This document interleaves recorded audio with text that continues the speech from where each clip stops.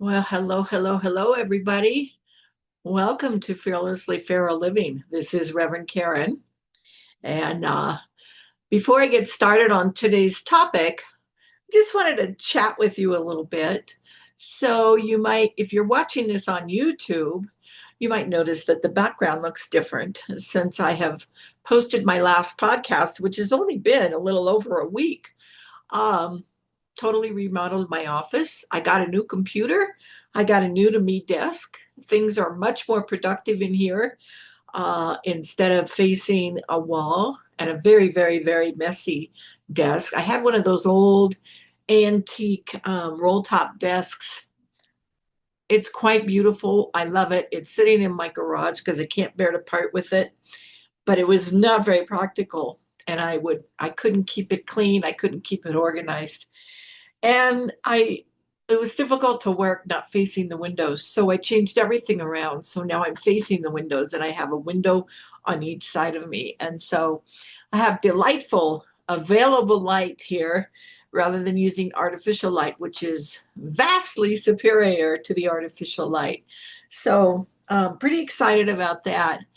And there's some other changes going on in my world. I'm making great progress on my third book.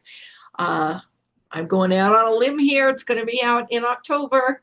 It's called How to Live Fearlessly Feral Living, and I'm pretty excited about it. Stay tuned for more on that. There's going to be launch. There's going to be a tour. There's going to be podcast episodes. There might even be a discussion group. All kinds of things about the book, and I'm pretty excited about that. Um, some of you know I've been serving as interim minister with Center for Spiritual Living Bakersfield for about a year. My time with them is coming to an end at the end of July, the end of this month. So once my time with Bakersfield comes to an end, I'll be able to get started on some of these other projects that I've been wanting to work on. And now I have a nice, shiny new office to do that in. So I'm pretty excited about that. So it is July, mid year, midsummer, hot outside. Maybe you're exploring things a little bit. Maybe you're looking back on the first half of 2025 and going, oh, what just happened there? Maybe you're looking around and going, how do I cope with this? Maybe you're thinking, I just don't know what to do with all this stuff that's going on in the world. And yeah, there's a lot of stuff going on. There is a lot of transition going on. So, what I just talked to you about was transition. I outwardly made some transition, some changes, and remodeled the office, moved everything around, brought in a new desk, got a brand new computer. This computer rocks, by the way. It's custom built just for my specifications. Did a whole bunch of new stuff in here. Those are all changes. Those are all outer changes. There's also outer changes going on in the world. And lots of that stuff going on. My time ending at Bakersfield is an outer change. Now, change, it's been said that change is loss. All change is a type of loss. And transition is a little bit different than change. Transition is how we cope with change. And so we can have a successful transition or an unsuccessful transition. And what I want to talk to you about today is how to have a successful transition. I'm all about the spiritual tools and spiritual principles and practices and all that stuff. So today is the first in a 4-week long series of talking about a spiritual practice called treatment. Now, if you've hung out in Science of Mind for any length of time, you know what a treatment is. If you've gone to Center for Spiritual Living for any length of time, you know what a treatment is. If you've taken a class at a Center for Spiritual Living, you know what a treatment is. If you don't know what a treatment is, it's also known as affirmative prayer. And we teach it at Centers for Spiritual Living in almost every class we teach, there's always some sort of portion of the class devoted to treatment. It's a pretty big deal. Treatment is one of our major spiritual practices. In fact, back in the good old days, it cracks me up to say that, back in the good old days, there were only two types of spiritual practices taught around here: meditation and treatment. Was it? Now there's a lot more, and you're going to learn about that in my new book. I just had to put that in there. You're going to learn about that in my new book called How to Live Fearlessly Pharaoh. But today I'm going to talk to you about treatment, and this is going to be the first of a series of 4 weeks. Now, treatment has 5 steps. It's a very formal way to pray. Now, there's an intellectual formula to learn when you do treatment, but I'm telling you, once you get this down, once you get this thing called treatment down, then you start moving into this heart space. You start moving into this feeling place, and that's where the power is behind treatment. Thought plus feeling equals power. Remember that. Thought plus feeling, and I'm putting my hand on my chest here. Thought plus feeling equals power. Now remember in the Bible, in Genesis, where it said God spoke and then stuff got created? Well, around here we teach that God is everywhere present, all good all the time. And if it's everywhere present, then it's a part of us and we are a part of it. So if God speaks and stuff gets created, then we speak and stuff gets created. This is the foundation upon which treatment is based. And so the 5-step formula goes like this: God is, I am, it's done, thanks, bye. God is, I am, it's done, thanks, bye. Now, that's a really short and kind of fun and humorous version of it. When I was learning treatment, they taught us via acronym. And the acronym was, are you ready to receive? And the R stood for the first step, which was recognition. U stood for the second step, unification. R stood for the third step, realization. T stood for the fourth step, thanksgiving. And receive stood for the last step, release. Are you ready to release? Are you ready to receive? Recognition, unification, realization, thanksgiving, release.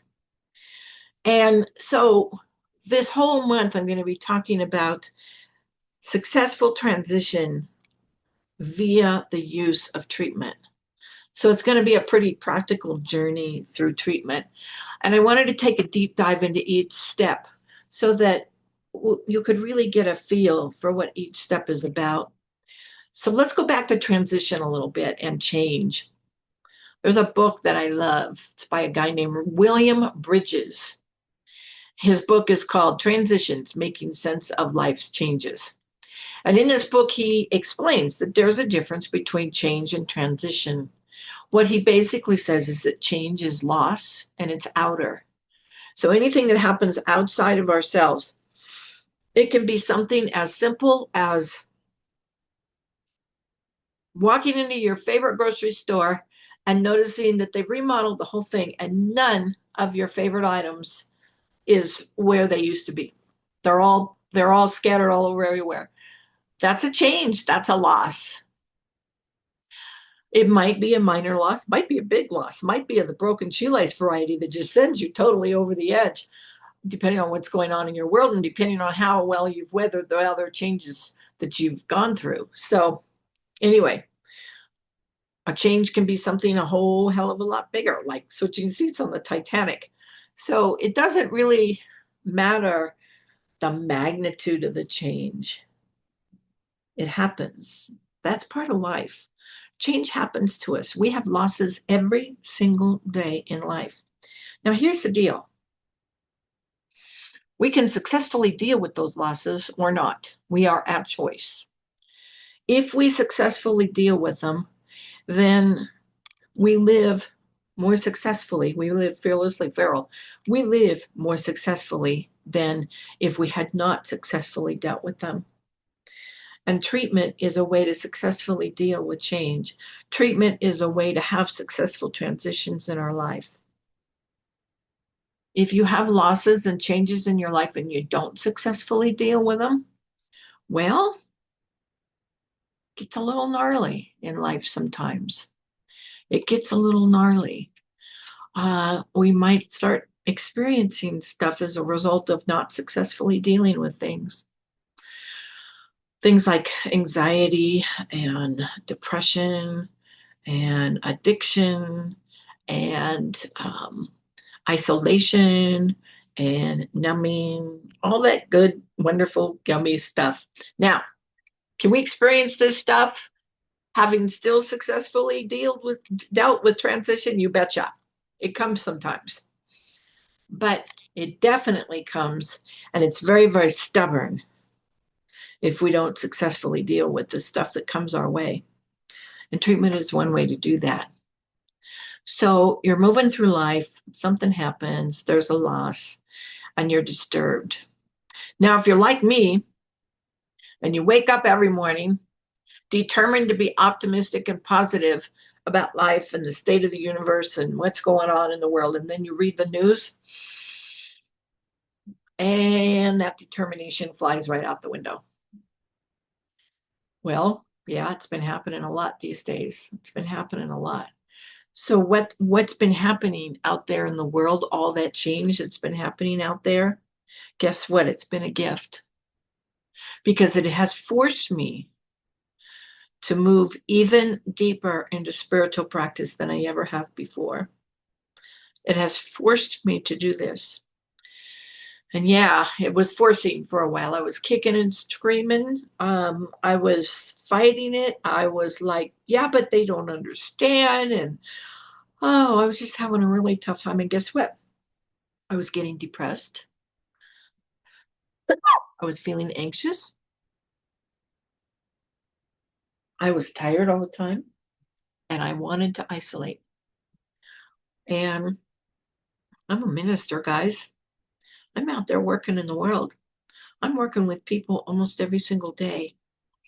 I can't live like that and function effectively in the world. So not only was I feeling ineffective and unhappy personally, but I knew I wasn't being effective out there in the world in my chosen profession. So in comes treatment. In comes treatment. And we can use this anytime we want. So today I'm going to focus on the first step of treatment. And I just realized I don't know how long I'm into this recording right now, but I didn't even do my introduction, but you guys all know it anyway. So we're just going to keep on going. First step of treatment, God is. This is where we recognize God. This is where we recognize God. Now, turns out that might open up a whole can of worms for you. Because what is God? Really, when you think about it, what is God? Now, I can tell you what my concept of God is, and I may by the end of this podcast episode.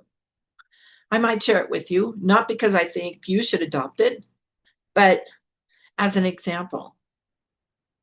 But God, it's something that's personal to each and every one of us.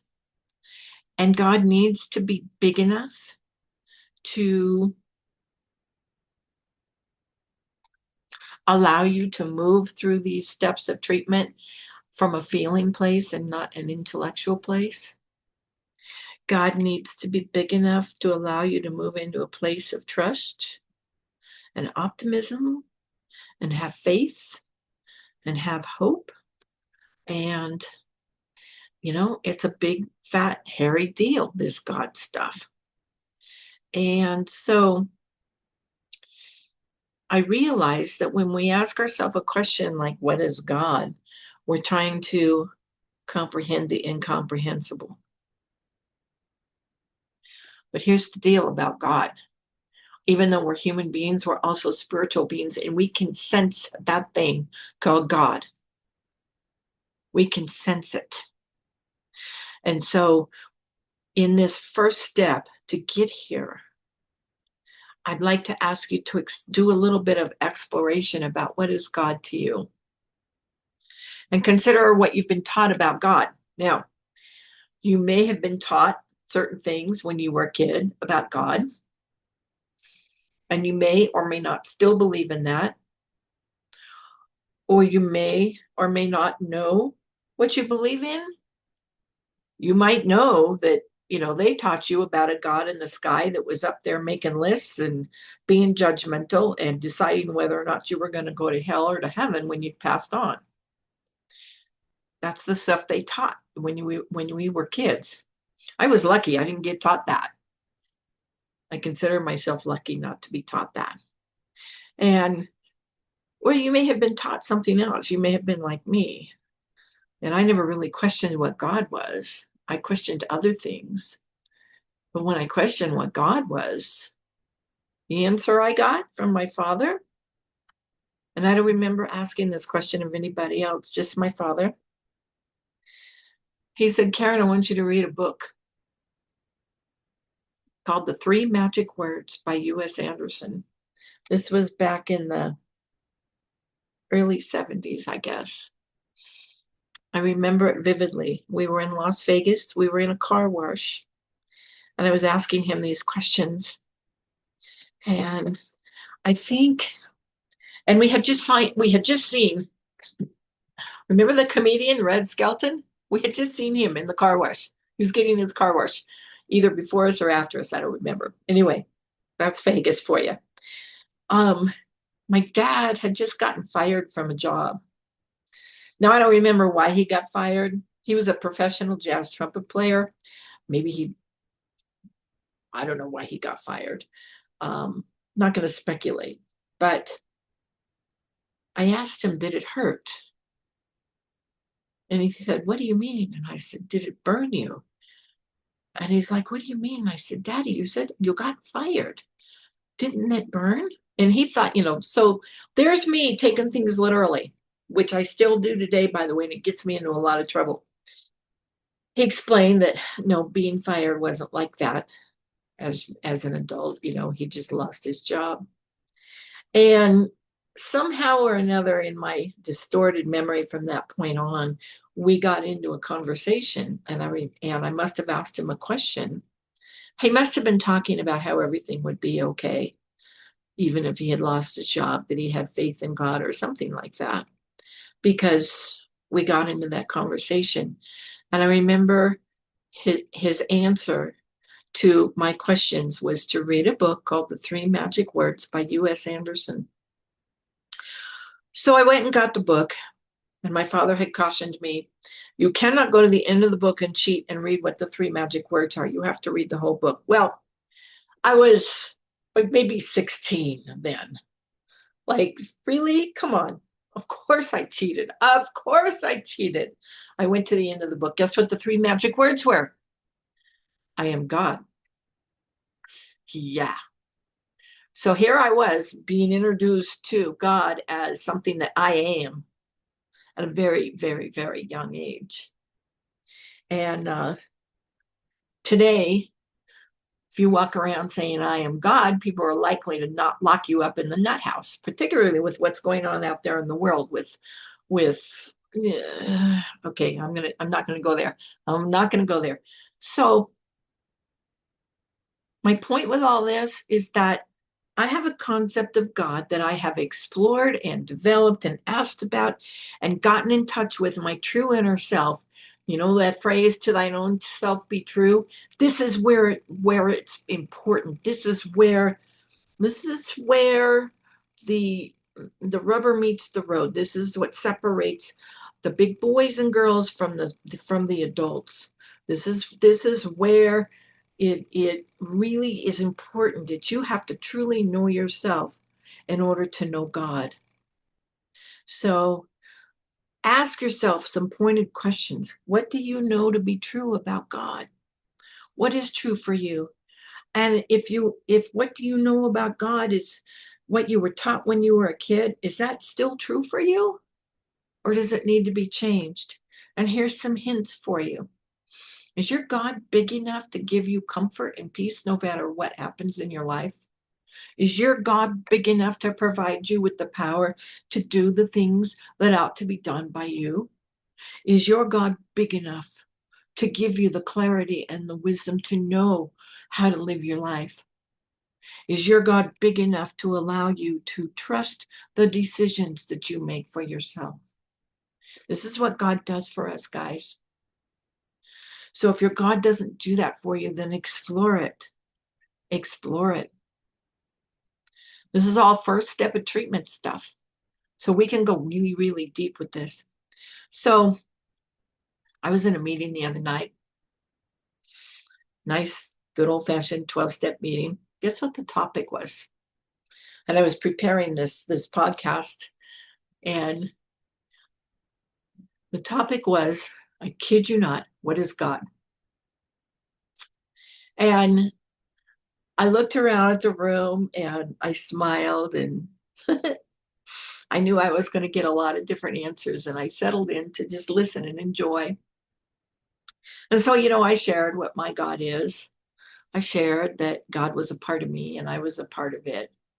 And that gave me a lot of comfort, and it was big enough to handle it all. And I quoted a part in the AA textbook that says, we found the great reality capitalized deep within us, and it was only there that it can be found. And that gave me permission to know that my God was a part of me. The great reality is God, and I found it deep within me. So other people shared about their, male pronoun outer God, the guy in the sky. Other people shared about their God. One guy in the meeting, I happened to know him a little bit. This guy studies Richard Rohr. Now, Richard Rohr is kind of, he's Catholic, but he's leaning towards mysticism a little bit, but he's still got the guy in the sky stuff going on. And this guy shared about that. He shared about that. Another guy in the meeting shared about how his belief was more Native American spirituality, and that he didn't mean to offend anybody, but he found God in dirt. Because that's Native American, at least it is to him. And other folks shared about their concept of God.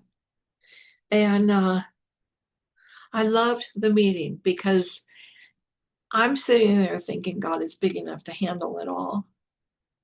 And I'm sitting there in the meeting thinking about this podcast episode and the first step of treatment, and really doing my own inner exploration of what is God. And I left that meeting feeling uplifted and inspired. And this is what exploring what is God can do for us. It can allow us to feel uplifted and inspired. So in this first step of treatment, just play, just explore with what is God. Okay, so I will share with you what my concept of God is. It's kind of playful, it's kind of fun, and it's not all of it. It's not my entire concept. It's just one piece of it. But it's an easy way for me to explain it. And it's also an easy way for me to dive into treatment, because when I think of this concept, I'm like, oh yeah, okay, I'm there. I can move on to the second step now. Okay, so do you ever watch Star Wars? The first episode, which was like episode 7 or something. I don't know why they numbered them that way, but they did. Anyway, it's the Force. That's my God. It's the Force. And I have a quote for you, Obi-Wan Kenobi. And yes, I realize I'm speaking about a fictional character in a fictional movie. I don't care. This is it. By the way, the guy that wrote, Star Wars series, I can't remember his name. I'm having a senior moment. Science of Mind textbook, plainly visible in some of his promo videos. So this guy studied science of mind. Anyway, Here's what Obi-Wan Kenobi said about what God is. He said, the Force is what gives a Jedi his power. It's an energy field created by all living things. It surrounds us and penetrates us. It binds the galaxy together. So when I think of God, I think of an energy field. When I look around out there in the world and I look out my windows that I can look out now because they're here, and I see a little family quail going across, little itty bitty baby quail walking across my yard with a mama and a dad. It's all an energy field. It's everywhere. God is everywhere present. It's in the blue sky. It's in the little wispy clouds I can see. It's in the wind, making the leaves on my trees dance. It's in the quail walking across my yard. It's in the little mouse or squirrel or something I just saw run across my yard. It's in all of it. In fact, all of it is it. It's all God. That's what my God is to me. And every time I look outside, that's my precursor to my first step of treatment. Because I look out there and I see evidence of God everywhere. I see an abundance of God. I see it everywhere. And then I can move on into the next step of treatment, which is unification, which is a perfect way to wrap up this episode. See how I did that there? I'm so proud of myself. It's a perfect way to wrap up this episode and say that in the next episode, I'm going to be talking about unification.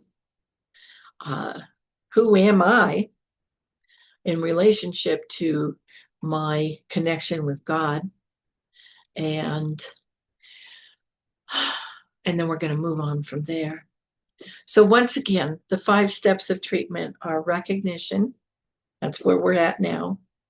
Unification. That's where we'll be next time. Realization, speaking our word. Thanksgiving and release. And I'm going to give us a treatment in closing today. And I'm going to treat for peace. I've been treating a lot for peace these days. And so what I'm going to do is very specifically and clearly go through the 5 steps of treatment for you. And so I encourage you to take a deep breath. And if you're not driving while you're listening to this, allow your eyes to close. Otherwise, just listen. If you're doing the dishes or cooking dinner or whatever, which is what I'm always doing when I'm listening to a podcast, driving or doing dishes or cooking dinner, whatever it is, cleaning horse stalls, whatever it is you're doing. If you can close your eyes, do so. If not, just take a breath and relax and sink into this. And so stepping into this place of acknowledgement that God is, of knowing that everywhere I look, I see God, of knowing that God is indeed present. It's present in the wind dancing in my trees. It's present in the far off mountains in the distance that still have snow on them. It's present in the blue sky. God is. It simply is. It is this absolutely beautiful thing that is everywhere present. And God is all good all the time. And because God is indeed everywhere present, I move on in this thing called treatment into that place where I know that because God is everywhere present, I know that it is a part of me and I am a part of it. That there is no co-piloting here. There's no partnership here. There is only oneness here. God and I, we are one. We are inseparable. We are part and parcel of the same being.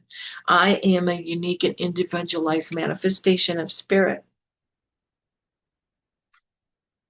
And with that knowledge and with that acknowledgement and with that absolutely beautiful and joyous feeling of power that I get from knowing that I am one with that all-powerful force, I speak my word now for peace.